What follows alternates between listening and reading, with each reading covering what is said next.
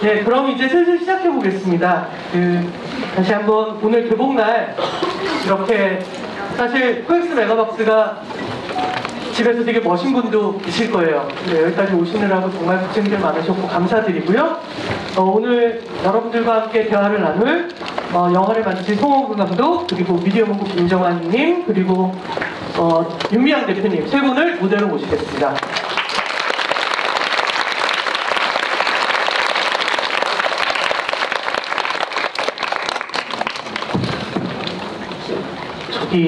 이런 말씀 죄송한데 윤미향 대표님 방금 전에 영화 함께 보셨는데 또 울었어요?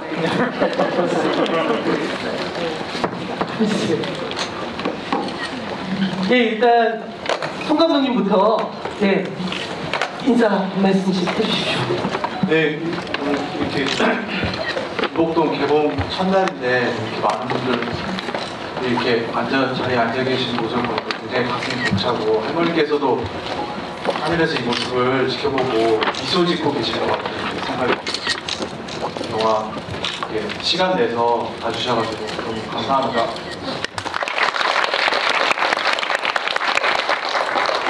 오늘은 미디어 문구 운영자 김정환이라고 합니다. 지난 8년 동안 할머니 곁에서 할머니의 일하시는 모습이나 일상적인 모습을 이제 곁에서 촬영하고 있었는데, 조금만 마이크를 가까이 내주세요. 네, 처음이라서 아무튼 그런데 한국 각지 극장의 할머니의 얼굴과 김복동이라는 이름이 많이 이제 나와서 보니까 너무 뿌듯하고, 하늘께서도 할머니께서 함께 하고 계실 것 같아요. 반갑습니다.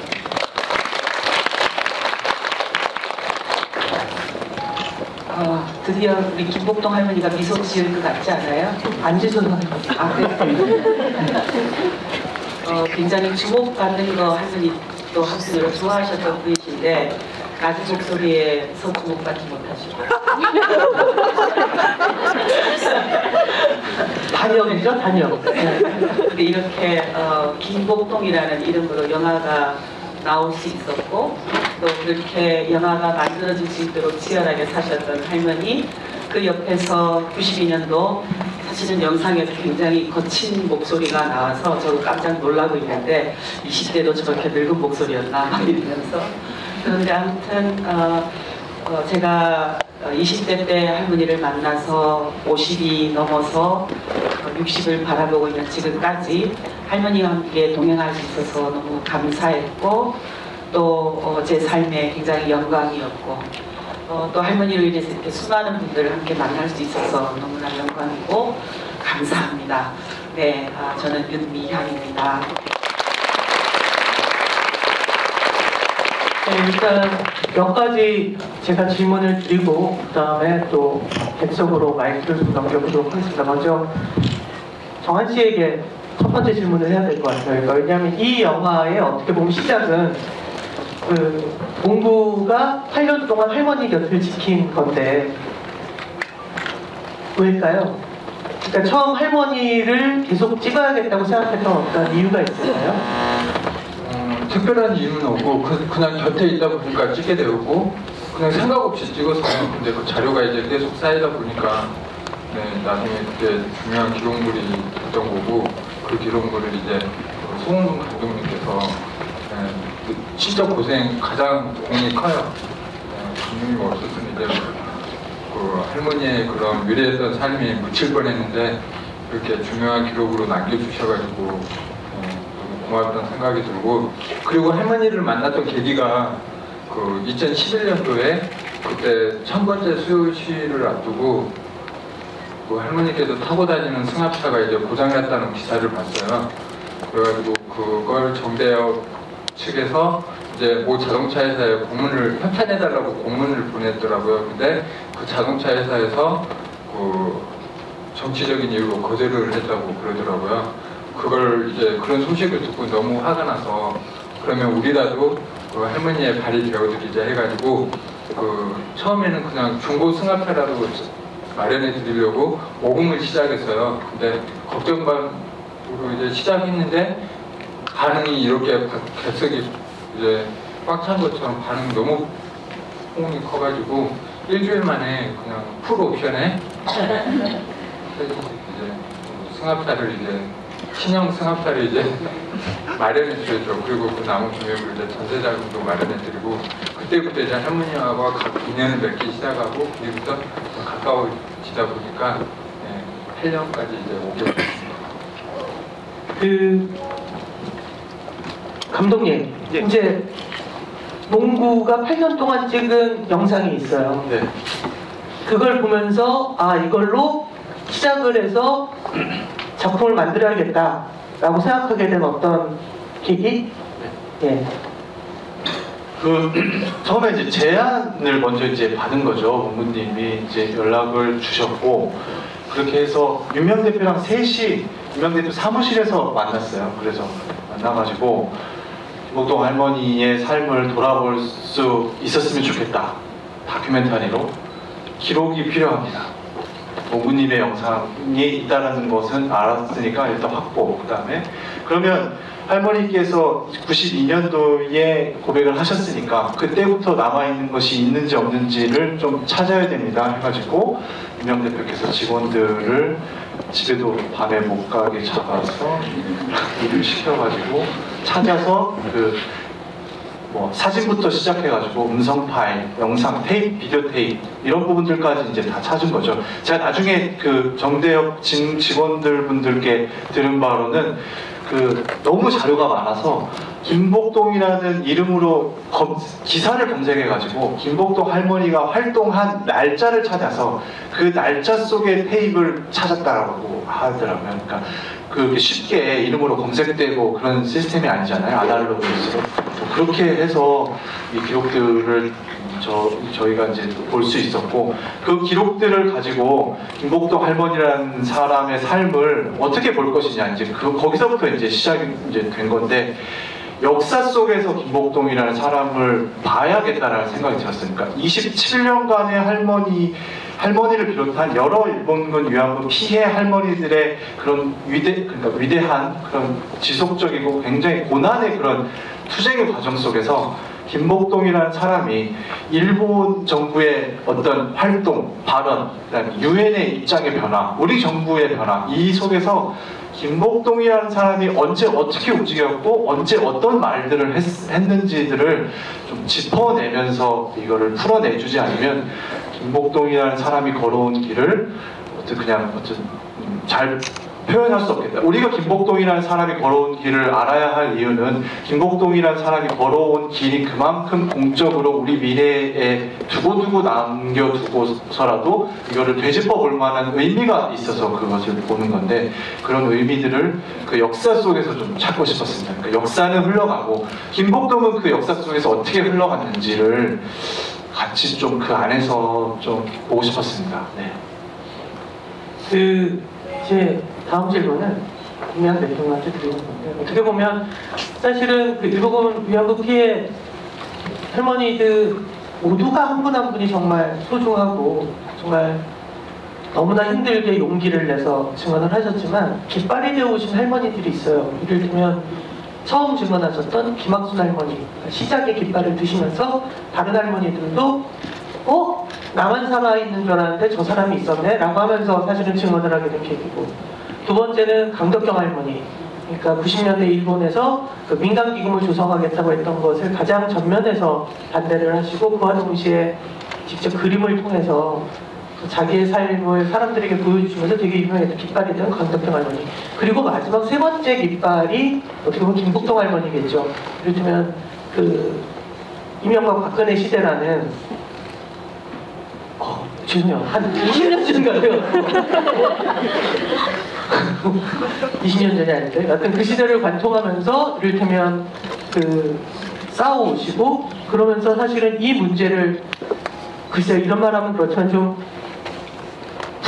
뭐랄까 숨이 한번 죽었다고 생각했을 때 그러니까 어떻게 보면 조금은 관성 조금은 그냥 해야 돼 할머니들 살아계신 동안은 싸워야 돼 라고 했을 때 갑자기 어디서 휘발유 몇 통 들고 오셔서 전 세계에 불을 질러버리신 할머니가 어떻게 보면 김복동 할머니인데 그 김복동 할머니가 갖는 이 몇십 년 동안의 그 투쟁에서 이 할머니가 갖는 의미를 조금 정리해 주시죠.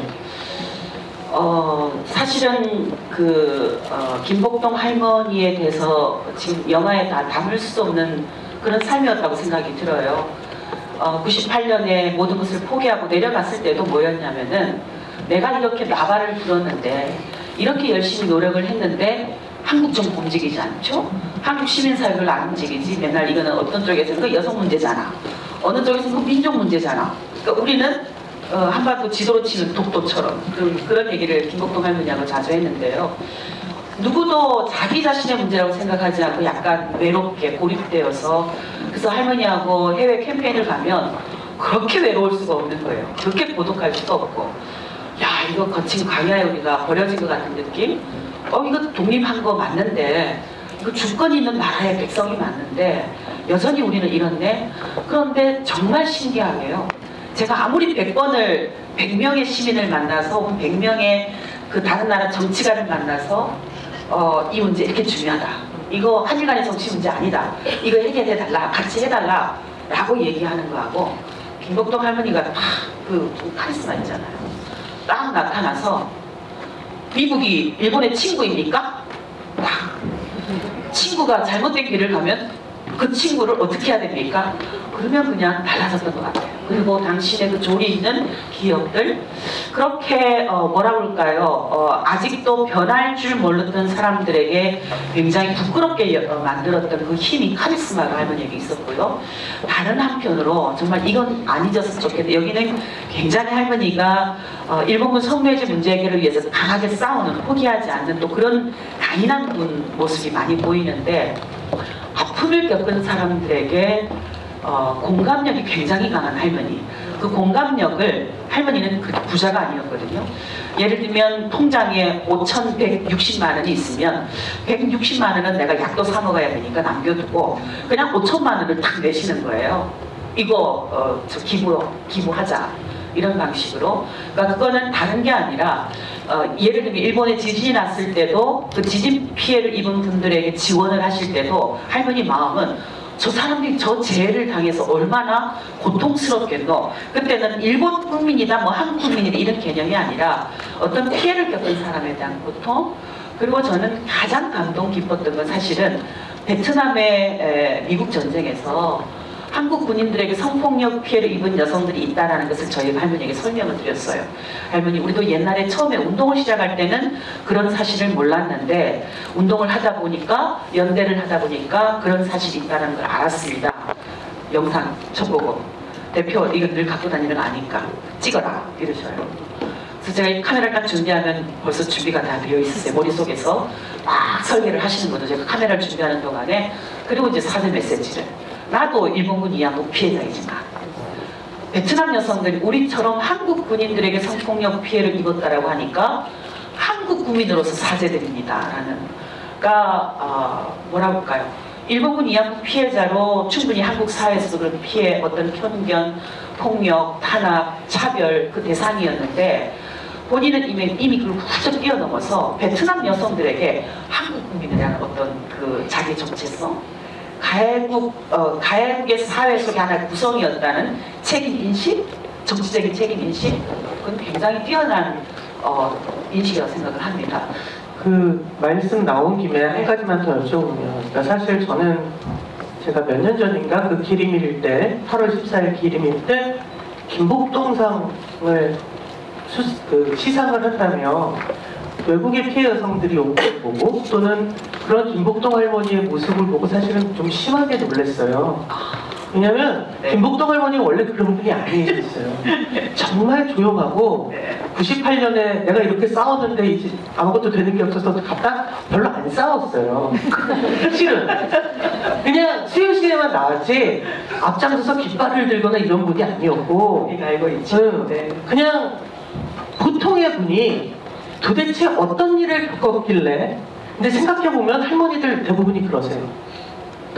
원래 투사인 게 아니라 싸우다가 보니 어떤 태도를 갖게 되고 태도를 갖다 보니 자기하고 전혀 다른 삶을 살아온 누군가의 아픔이 보이고 이러면서 막 진화하시는 건데 김복동 할머니가 딱 그렇게 진화를 하셨단 말이에요.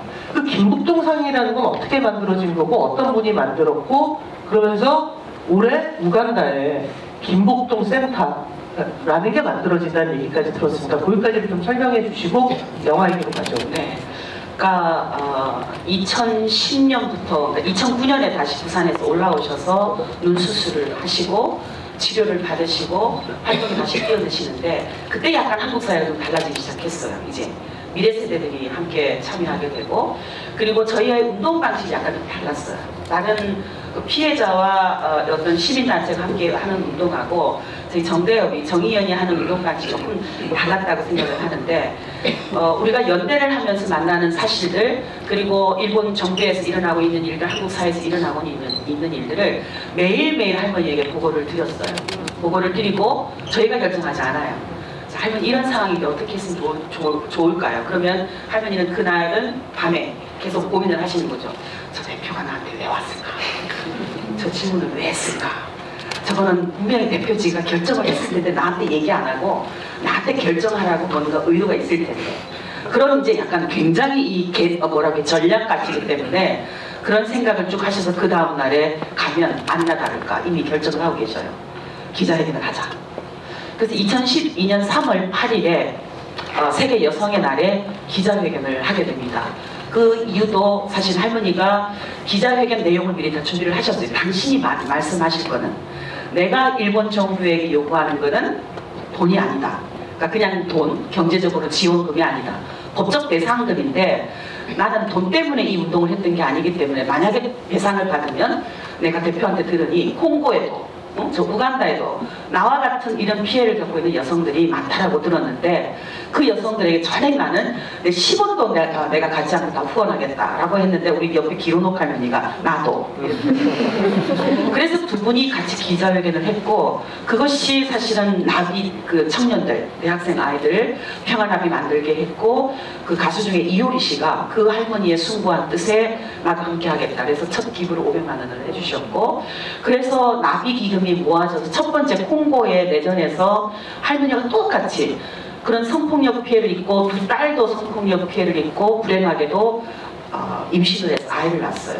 그 성폭력 때문에 그 소식을 할머니한테 전했고 할머니가 그러면 첫 번째 지원 대상은 그 친구에게 하자 라고 해서 지원을 하기 시작했는데요.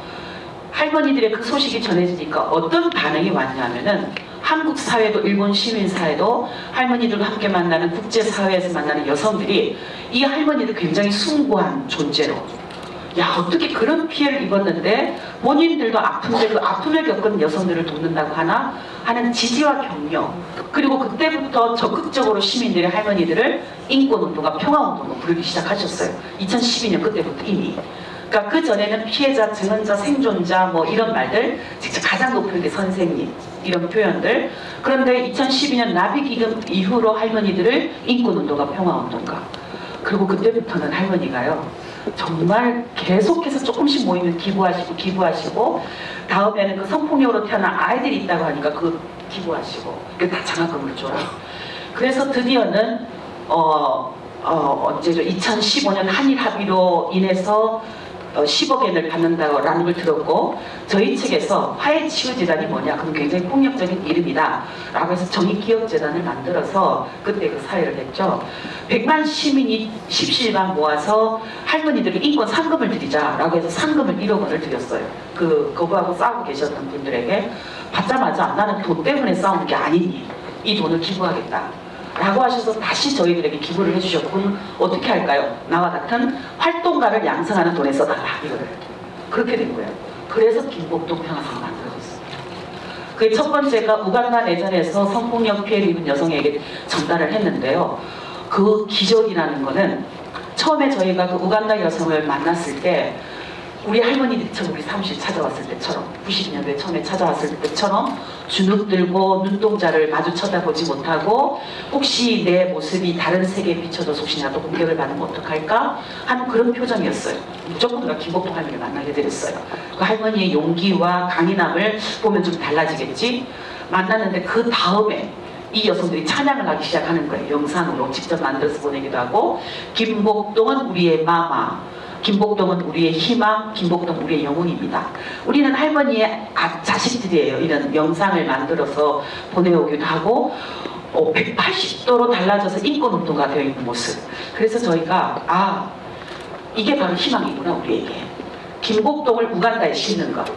그러니까 우간다의 여성들이, 우간다의 아이들이 김복동과 같은 인권운동가, 평화운동가가 되는 것. 이게 지금 세계 속에서 계속되고 있는 전쟁, 그리고 일본이 계속 있는 한일 간의 문제라고 하는 공격하고 있는 이 문제를 극복해낼 수 있는 가장 좋은 길이겠구나. 그 생각이 들어서 할머니 살아생전에 할머니 어떻게 할까? 우간다에 김복동 센터를 세워서 할머니도 알게 하고 또 할머니의 역사와 그 우간다 내전에서 여성들의 역사를 같이 연결해서 결국은 우리가 같은 선에 있구나 하는 것을 세계가 배우게 하면 어떨까? 그렇게 생각을 합니다. 너무 좋아졌어요. 그래서 우간다에 김복동 센터를 세우기로 했고 지금 땅은 이미 매입을 했습니다. 알죠? 저희 정답 추진력이 끝내주는 거.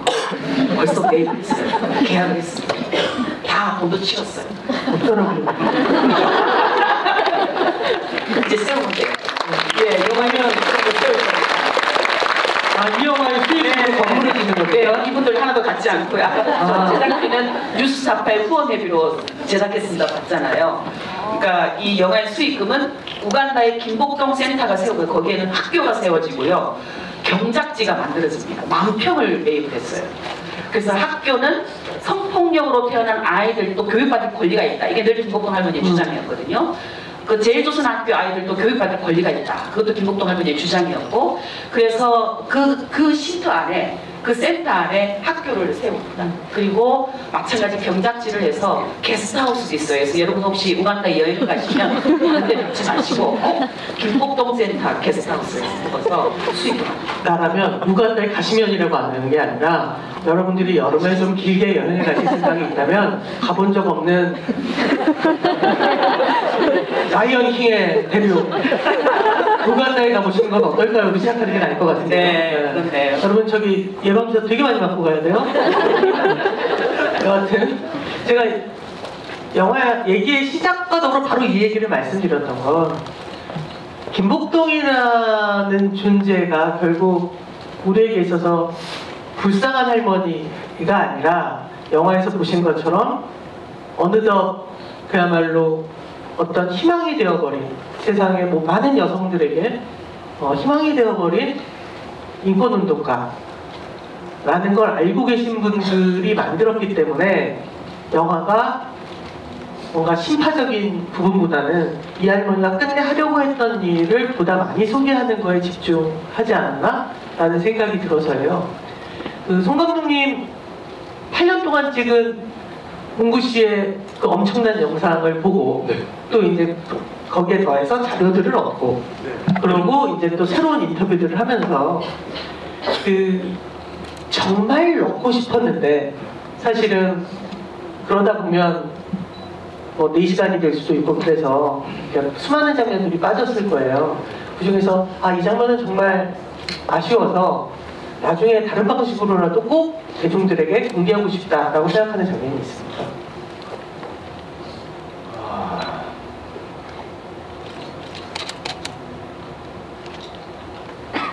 너무 많을 땐 아무거나 생각나는 대로 쭉 얘기하다 보면 다 떠오를 겁니다.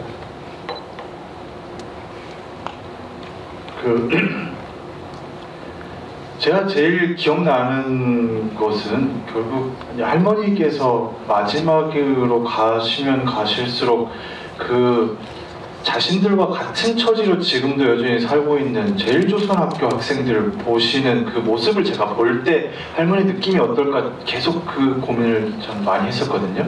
그 학생들의 모습이 굉장히 또 많이 찍혀져 있기도 했고 다른 모습으로도 돼 있었는데 어쨌든 어떤 그 흐름 속에서 또 그거에만 또 집중하면 너무 또 그쪽에 매몰되니까 적당히 좀 보여줄 수밖에 없었던, 그래서 제일조선학교 학생들이 가장 기억에 많이 남습니다. 그리고 사실 이 영화를 촬영을 하면서 저희가 이제 같이 일본에도 촬영을 갔었는데 어머니하고 그 학생들한테 꼭 이제 그때 이제 가가지고 직접 만나서 그 친구들에게 할머니가 너희들을 보면서 눈물을 흘리는 모습을 내가 봤는데 할머니한테 니네들을 보고 왜 울었는지를 내가 물어보니까 할머니께서는 그냥 그냥 나도 모르겠는데 걔네들을 보기만 하면 그냥 눈물이 난다 이렇게 말씀을 하셨는데 너희들은 왜 울었, 할머니가 왜 그런 마음이 들었을 것 같은지 내가 너희들에게 꼭 이 얘기를 묻고 싶었다라는 상황을 설명하면서 제가 눈물이 터져버리거든요. 그러니까 사실은 이게 제가 거기서 어떤 감정을 주체하지 못하고 깊은 곳에서 뭔가 뜨거운 것이 이렇게 막 올라와서 터져 나오는 그 상황을 겪고 이 이야기는 진짜 잘 해야 되겠구나. 잘 해서 일방적으로 계속 이렇게 하는 것이 아니라 정말 교감하면서 사람들과 교감하면서 내가 설명을 하면서 이 정도까지 돼버리는 어떤 그런 감정의 깊이를 가지고 있는 이야기라면 이걸 내가 쉽게 해서는 안 되겠구나라는 생각이 많이 들었었습니다. 그래서 그때 그 모습들, 학생들의 모습, 할머니가 찾고 싶었던 결국에 자기 인생에 가장 찾고 싶었던 순간을 살고 있는 그 아이들의 모습, 저는 그 모습이 어쨌든 이 영화상에서는 계속 마음에 계속 남고 그 아이들의 모습을 무로 한 편을 또 다른 이야기로 그런 그러니까 이국에서 살고 있는 그런 서름을 가진 그런 모습들을 한 편으로 할 수 있다면 해볼 수도 있다라는 생각도 들 정도였었습니다.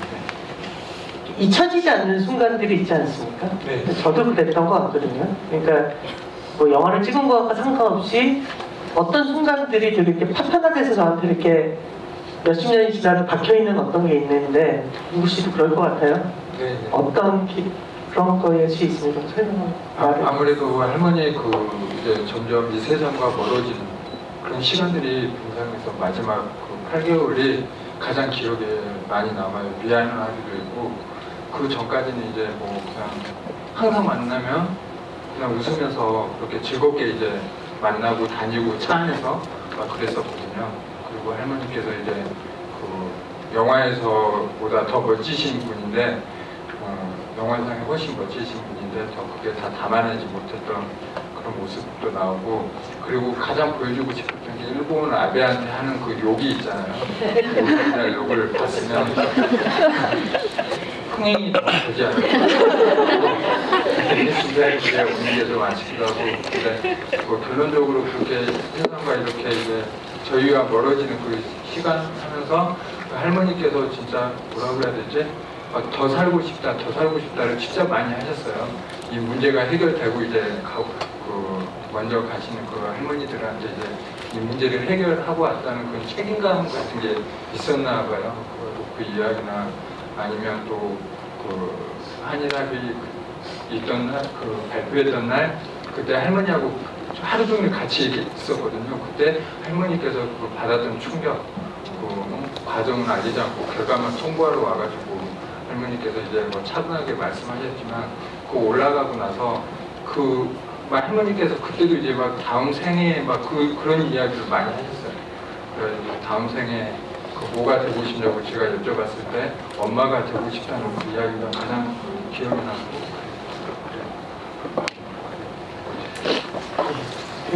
집 얘기를 좀 해야 될 것 같아요, 임 대표님. 세분의 할머니가 모여 사는 그 집에 대해서 좀 소개해 주시죠. 이제는 한 분이 사시나요? 네, 지금 한 분이 계신데요. 사실은 1992년에 그때까지 신고를 하셨으니까 1991년 8월 14일에 김학순 할머니가 신고를 하셨고 그 다음에 9월 18일에 저희가 신고 전화를 개설해요. 정력 사무실에. 근데 그때 문옥주 할머니라든가 문옥주 할머니 두 번째 신고를 하고 세 번째, 네 번째 신고를 하셔서 92년 5월 1일에서 2일에 저희가 처음으로 전국에서 신고를 하셨던 분들을 서울에 모십니다. 이제 어버이날을 앞두고 할머니들 대부분 이제 가족이 없이 혼자 사시기 때문에 위로잔치를 열었는데 그때 할머니들이 하소연 특별히 강덕경 할머니가 경기도 남양주에 집이 없이 그 비닐하우스 논에 비닐하우스가 쭉 있고 그 비닐하우스에 물을 주는 물탱크가 있는 이렇게 사각으로 된 콘크리트 구조물이 있었어요. 그게 이제 방이 아니죠. 한쪽에는 그 물탱크가 있고 그 옆에 작은 공간이 있었는데 그게 동대 청년들이 그 이제 방 비슷하게 만들어줬었어요. 근데 거기에 계시고 계셔서 저희가 처음에 신고를 하러 가셨을 때 야, 이게 벼락이 떨어지면 할머니는 완전 정말로 이게 큰일 나겠구나. 그 위에 고압 전선이 흐르고 있어서. 근데 그 집마저도 주인이 여기 이제 비닐하우스 철거해야 되니까 나가라고 그랬다라고 하는 거예요. 대부분 강달경 할머니가 그 말씀을 하시자마자 대부분의 할머니 이구동성으로 나도 방앗간이 없어, 나도 방앗간이 없어. 가난하게 이를 데 없는 거예요. 할머니들의 삶이라는 게 돈 좀 벌었다가 산부인과에 딱 갔다 다치고 결국은 나는 지금 내 몸뚱아리밖에 안 남았다. 그러니까 그때 이제 정대협이 야 이건 결국은 한국 사회 책임이다. 한국 사회가 이 피해자들을 이렇게 방치하고 버려왔고 무시해왔던 것 이것 때문에 피해자들이 가난하게 살 수밖에 없다라고 해서 그때 이제 정대협의 회원단체 중에 하나가 불교인권위원회 여성위원회가 있었어요. 그래서 그 각 단체 대표자들이 모여서 매월 한 번씩 회의를 했는데 그 5월 1일, 2일 이제 회의 그 할머니들 행사 보고를 했어요. 그래서 할머니들 집을 좀 마련했으면 좋겠다. 그때 이제 불교인권위원회 그 여성위원회 그 여자 스님, 대조 스님이라고 그분이 그럼 우리가 불교에서 한번 해보겠다. 국민 모금을 통해서 막 모금을 했어요. 모금을 해서 우선 할머니들 집이 급했으니까 그 서교동에 임시로 집을 전체로 하나 장만을 합니다. 추억이 새록새록하죠. 근데 그리고 그 다음에 어디로 옮기냐면은 회화동에 그 낮은 목소리에 많이 등장하는 난방도 되지 않아서 할머니들 가운데 그 난로 떼고 추워서 오돌오돌 떨고 계셨던 그 회화동 나눔의 집이 또 이사를 가요. 근데 그때는 실무자도 나눔의 집이 없었기 때문에 이게 딱 불교의 집이나 이렇게 없었기 때문에 저도 가서 자기도 하고 또 그때 당시 있던 정신의 연구소 연구원들도 가서 지내기도 하고 그러니까 우리가 함께 운영하는 집이었어요. 무엇보다 그 밥하고 반찬하는 것도 할머니들이 공동체로 그렇게 진행을 하고 그렇게 했는데 이제 언제부터일까요? 그러니까 저 경기도 광주 나눔의 집으로 가게 됩니다. 네, 복지법인이 되죠. 시설이 진짜 복지 시설이 되는 거예요. 근데 그러다 보니까 약간 어떤 어려움이 있었냐면은 모든 사람들에게 할머니들의 집이 공개가 되는. 그래서 또 너무 멀기도 했지만 어느 날 불쑥불쑥 텔레비전이 여기 기자들 계신데요. 참 그 예전에 굉장히 폭력적이었어요. 예전에도. 지금은 좀 달라졌지만 죄송합니다. 할머니들 방에 그냥 카메라들이 들어가서 인터뷰를 하는 거죠. 그러면 할머니는 사생활이 자기 집 공간인데 그냥 거기에 노출되는 거죠. 그러니까 그런 거를 김복동 할머니가 겪으면서 사셨던 거예요. 그리고 다른 할머니들은 이제 그게 싫어서 안 들어가기도 하고 근데 2000년도를 넘어서면서 어느 한 할머니가 황금주 할머니라는 분이 수요시에 오셨는데 수요시 끝나고 집에 갔더니 당신 집을 모르겠더래요. 아파트가. 이 큰일 났다. 이러다가 할머니가 큰일 나겠구나. 근데 또 평택에 계셨던 그 정 할머니라는 분이 연탄이 됐는데 저희가 할머니를 방문하면 연탄 가궁이가 이렇게 있고 이걸 지나서 방이 있는 거예요. 방에 저는 10분을 못 앉아 있었어요. 머리가 아파서. 연탄 가스 때문에. 이러다 진짜 사고 나면 이거 우리 운동 끝이다. 어떻게 할까라고 해서 이제 저희가 급히 그때 박물관을 건립하려고 모금했던 게 있는데 그때 은행 이자율이 엄청 낮았어요. 그래서 이거 은행에 놔두는 것보다는 오히려 박물관이 지어질 때까지 전세로 집을 마련해서 정말로 성폭력 피해자들 혹은 인권 운동가가 될 수 있는 분들의 적합한 그런 쉼터를 한번 만들어보자 라고 해서 할머니들을 이제 모셨고 그때는 돈이 없었기 때문에 제가 이틀 우리 또 다른 실무자가 이틀 3일 이렇게 잠을 자면서 그렇게 지내면 할머니들이 그때 막 방구도 끼시고 뭐 등등 하시고 마음대로 그렇게 노시기도 하고 그때 저희가 확인한 거예요. 우리 이용수 할머니 절대로 문고리를 직접 손으로 안 대고 여세요. 휴지를 대서 읽기 여십니다. 다른 할머니들하고 직접 손을 피부를 접촉 안 하려고 하는 거예요. 우리들하고는 국그릇에 숟가락을 같이 들이미는데 같은 다른 할머니들하고는 절대 국그릇에 숟가락을 들이미지 않으세요. 아까 기복동안 손 씻는 거 보셨죠? 손을 하루에 10번 이상을 씻으세요. 그러니까 그게 뭐냐면 피해의식, 트라우마. 위안부 피해를 입었다라는 어떤 그 피해의식이 내가 이렇게 하지 않으면 사람들하고 섞일 수 없다라는 사람들이 나를 이상하게 봐주지 않을 것이라는 그때 저희가 안 되겠다 할머니들에게 적극적으로 치유 활동을 시작을 하자라고 해서 활동을 시작을 했고 그래서 손파님 할머니라든가 나름의 진짜 나오셨던 할머니들 손파님 할머니 또 배 할머니 여러 할머니들이 그 쉼터에 기거를 하시기 시작하셨어요. 다 돌아가시고 지금 평화의 우리 집에 그 할머니들이 이름을 지었어요. 처음에 그냥 우리 집 그랬는데 김복동 할머니가 이왕이면 이곳은 평화를 만들어가는 집이니까 평화의 우리 집이라고 짓자라고 해서 평화의 우리 집이 되었고, 그곳은 닫힌 공간입니다. 조금 사람들이 마음대로 드나들 수 없는, 어떤 분들은 정대비 할머니를 통제라고 하는, 절대로 그게 아니고 할머니들의 삶의 공간을 그대로 보호하기 위해서 하고, 1년에 어버이날, 아까 평화나비들이 재롱 부리던 그날, 마리몬드랑 함께 재롱 부리던 그날은 이제 모든 대중이 함께 와서 공개되는 날이기도 하고요. 그곳에서 할머니들이 시를 쓰기도 하고 노래를 부르기도 하고 또 운동을 하기도 하고, 기로녹 할머니는 지금 연말에 시집을 내려고 열심히 시집을 쓰고 있습니다. 방구 그분 음반도 냈잖아요. 네. 예술적인 굉장히 뛰어나신 분이세요. 그런 활동을 하고 있는 곳이 평화의 우리 집입니다. 여러분 기억해 주세요. 그 평화의 우리 집은 못 가시는데요. 어버이날이 아니에요. 그 근처에 있는 그 박물관은 가실 수 있어요. 네, 맞아요. 네. 전쟁과 평화 여성인권 박물관. 홍보대사신데 이렇게 부르시고. 그러게요. 네. 지금 두 가지 정도씩의 질문을 드리고, 또 윤미향 대표님은 오늘따라 거의 전사서부터 쭉 얘기를 하시면서 물꼬가 터지셨는데, 네, 너무 좋고요.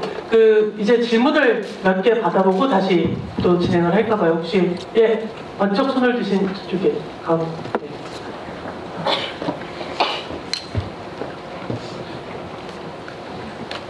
네, 영화 정말 좋게 잘 봤고요. 지금 제가 여기 앉아있는 게 되게 소중한 시간으로 느껴져서 되게 행복합니다.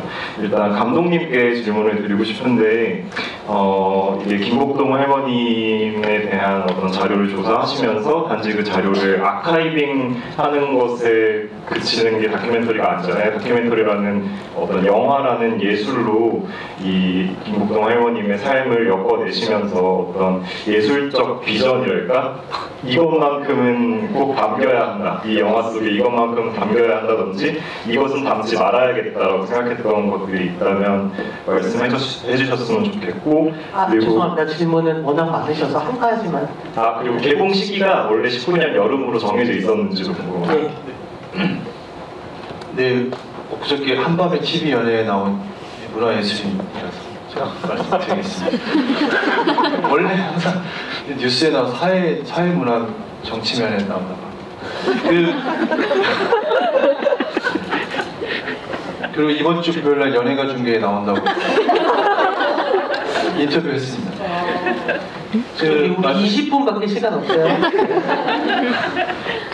말씀해주신 대로 일단 제가 할머니의 삶에서 가장 보여드리고 싶었던 건, 그러니까 마지막 이게 어떻게 보면 가면 갈수록 메시지인데, 저는 조선학교 모습, 아까 제가 계기라고 이걸 영화로 가야겠다 말씀드렸던 것처럼, 그러니까 할머니는 살지 못했던 어떤 그런 시절에 대한 어떤 그리움 같은 게 분명히 저는 좀 있다라고 했습니다. 그러니까 그런 장면이 계속 나옵니다. 소녀상의 그런 한복, 소녀상이 세워지면서 학생들과 조금 더 교감을 하게, 아까 변 감독님도 진화한다고 말씀드렸죠. 저도 딱 그 생각이에요. 할머니는 진화하셨거든요. 계속 주고받으면서 서로 진화하셨던 모습이어서, 조선학교 학생들에게 그 마음을 전하는 그 모습, 아이들의 그 한복, 그러니까 검은색 치마에 흰색 적삼 저고리를 입은 그 모습을 할머니께서 잘 보이지 않지만 흐릿하게 그 모습을 언뜻 봤을 때, 내가 이 아이들에게 마지막으로 해줄 수 있는 게 이런 마음이구나라는 것을 할머니께서 느끼셨던 것 같아서, 저는 그런 모습을 최대한 제가 느꼈던 그런 부분을 잘 좀 느낄 수 있도록 해드리고 싶었습니다. 그리고 가장 경계했던 것은, 이제 말씀 아까 하셨는데 할머니께서 욕을 굉장히 잘 하시는데 그런 모습 보여드리고 싶지 않습니다. 그러니까 그게 어쨌든 이 영상상에서도 오디오 작업이 꽤 많이 돼 있습니다. 그래서 굉장히 주체적이고 강인하지만 그런 모습들이 드러나지 않게 따뜻한 모습으로 드러날 수 있습니다. 물론 그런 말씀을 하시는 게 더 자연스러운 거일 수도 있지만, 그런 것보다 많은 사람 보편적으로 할머니의 어떤 그런 마음을 좀 느끼게 해드리고 싶어서 그런 부분들 굉장히 세심하게 저희가 작업했습니다. 오디오 파일에서 조금 거슬리거나 하는 부분들이 있으면 할머니의 어떤 그런 마음을 따라가는데 방해가 된다고 생각하는 것들은 계속 체크하면서 잡아서 없애고 뭐 이런 식으로 좀 하면서 작업을 했습니다.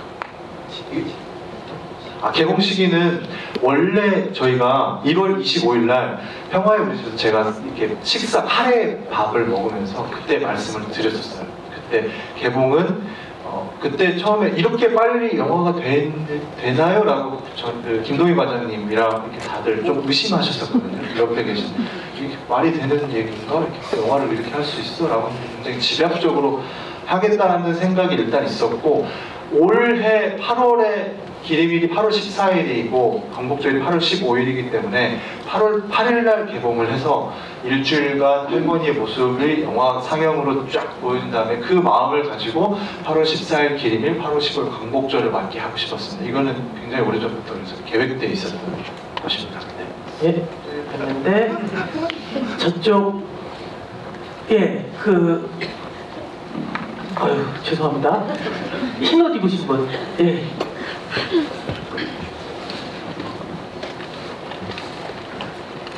네, 저는 윤미향 대표님께 여쭤보고 싶은 게 있는데요. 저는 여성단체에서 일하고 싶어하는 사람이고요. 그래요. 궁금한 게 있었어요. 투쟁하는 사람으로서 사회가 그렇게 빨리 변하는 게 아니잖아요.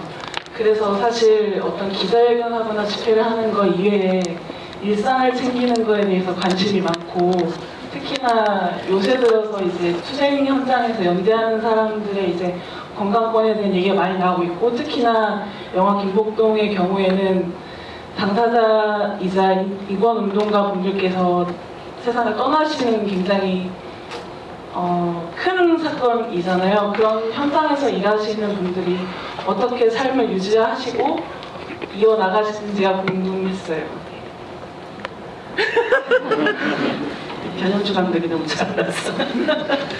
사실 여기 저희 엄마하고 저희 여동생이 와 있는데요. 저처럼은 시민운동 안 했으면 좋겠어요. 그러니까 저희 세대에서 좀 끝났으면 좋겠고 사실은 복동할미도들 그걸 아셔서 마지막에 참 언짢다라는 얘기를 계속 우리를 보고 하세요. 그러니까 피해자들과 함께하는 운동은 활동가들의 아픔, 활동가들의 희생, 그리고 활동가들의 뭐랄까 그림자적인 역할 이게 수반될 수밖에 없다라고 생각이 들어요. 제가 1992년부터 이 운동을 시작을 했지만 늘 제 역할은 사실은 그림자였어요. 어떻게 하면 생존자들이 더 존엄한 존재로 비칠 수 있을까? 생존자들이 자기의 주도권을 가지고 자기의 결정권을 가지고 운동할 수 있게끔 내가 옆에서 조력할 수 있을까? 때로는 이제 저희 가족들이 보기에는 우리 딸도 저렇게 평생을 청춘을 다 바쳤는데 때로는 우리 딸도 뭔가 좀 자기의 그런 뭐 빛나는 그런 거 있었으면 좋겠는데 라는 가끔 얘기도 제가 이제 원망처럼 듣기도 하는데 사실은 제 가족의 희생, 가족의 뒷받침이 없으면 이 일을 사실 할 수가 없었습니다. 저는 딸이 있어요. 우리 실무자들이 지금 대부분 싱글들이 많지만 저는 결혼을 했어요. 결혼했고 아이도 낳았는데 대학교 들어갈 때까지도 저는 딸내미 밥을 한번 해준 적이 없습니다. 태어나서 100일도 안 됐는데 백차 수요시를 해야 된대요. 1993년 11월 9일에 저희 딸이 태어났고 백차 수요시가 12월 23일이었어요. 그래서 날짜 잊어먹지 않습니다. 근데 얼굴이 퉁퉁 부은 모습이 그래서 백차 수요시 사진에 있어요. 백차 수요시를 준비를 해야 되니까 그 전에 이미 나와야 돼요. 굉장히 추운 겨울에. 그래서 허리병이 생겼는데 그렇게 할 수밖에 없었어요. 열악하지, 어른도 관심을 갖지 않지, 피해자들은 아우성을 치지, 가해자는 부정하지, 할머니들은 한국 사회에 불신이 가득하지, 어떻게 하면 그걸 정상화할까 하다 보니까 역시 그럴 수밖에 없었는데 지금은 많이 달라졌습니다. 큰일 나네. 너무 부정적이에요. 지금 굉장히 많이 달라졌어요. 그래서 근데 이제 제가 그런 얘기를 가끔 합니다. 다니면서 청소년들에게 여러분 제가 불행해 보이나요? 행복해 보이나요? 그러면 굉장히 행복해 보이잖아요. 네, 그죠? 그래서 이 운동하면 사회 변화 변화의 주체가 될 수 있다는 거 굉장히 행복합니다. 우리 할머니들 달라져가는 모습 보면 굉장히 행복합니다. 우리 김복동 할머니가 돌아가시기 전에 병상에서 몽구 씨가 촬영을 했는데 이런 말을 했어요.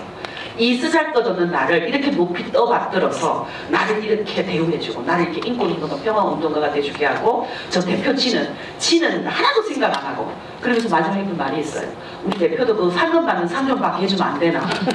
그게 조금 있으면 돌아가실 날 그런 병상에서의 말씀이셨는데 그런 이야기를 하셨어요. 그리고 마지막 나는 희망을 찾고 살아. 그건 우리 사람에 대한 우리 옆에서 할머니와 함께 했던 활동가들에 대한 믿음이었다고 생각을 합니다. 얘들이 있으니 나는 내가 죽지만 나는 희망을 찾고 산다. 나를 따라. 그 말씀이 지금 사실은 저는 굉장히 강하게 남아있어요.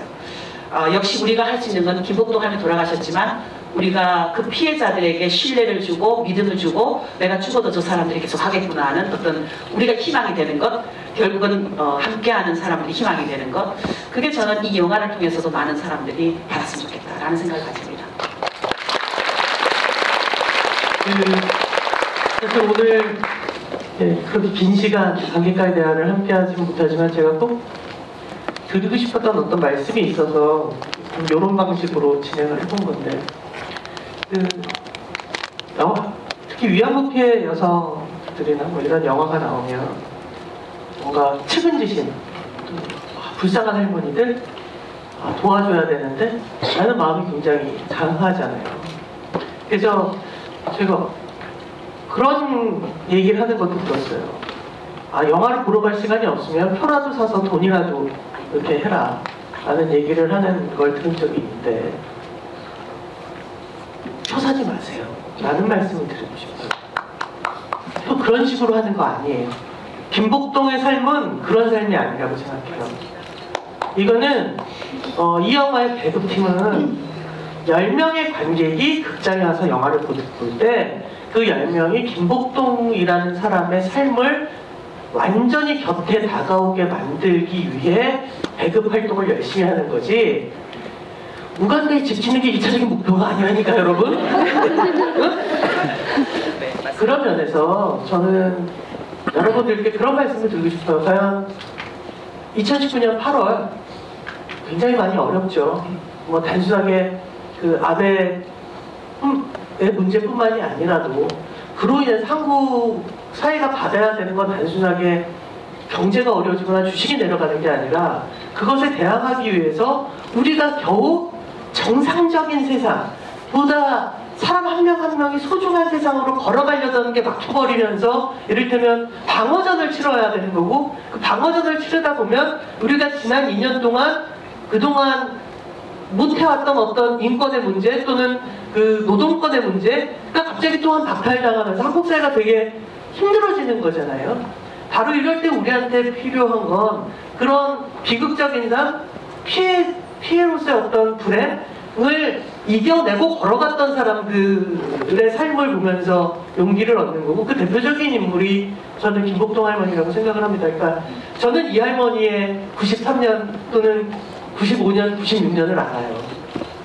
정말 수요시 나가는 거 이 세상에서 제일 싫어하고 사람들 만나는 거 제일 싫어하고 누군가 자기한테 피해를 줄까봐 라는 거에는 정말 아무 생각이 없던 이 할머니가 어느 순간 이를테면 기촌 여성들을 만나고 베트남 피해 여성들을 만나고 또는 전 세계 그런 그 피해 여성들을 만나고 이 돈이라는 게 별거 아닙니다. 김대중 정부 들어서면서부터 할머니들한테 생계지원비가 나가기 시작했어요.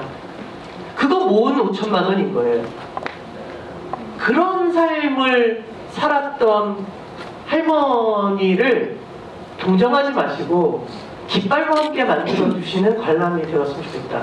그녀의 삶이 안타깝다. 내가 몇 개월 지나면 크리스마스인데 선물 받으려면 뭔가 착한 일 하나 해야지 라고 생각하지 마시고 오늘을 힘들게 살아가는 우리들에게 굉장히 소중한 깃발이 되는 사람을 통해 우리가 용기를 얻는 그런 자리들을 만들어줬으면 좋겠고 그런 자리를 최대한 지금 사실은 예매율이 높지 않습니다. 근데 최대한 몇 개의 극장이 있을지라도 끝까지 버티려고 하는 게 이 영화의 배급팀의 결의인 거예요. 그 결의에 함께 해주셨으면 좋겠고요. 그런 의미에서 괜찮으시면 나눠드린 피켓을 전부 같이 찍고 기념사진을 찍었으면 좋겠습니다. 그 감독님하고 박준태 같이 좀 있어주시고 맞죠? 이렇게 하는 거. 우리가 증인이다. 끝까지 함께 싸웁시다. 우리가 증인이다. 끝까지 함께 싸웁시다. 네, 고맙습니다.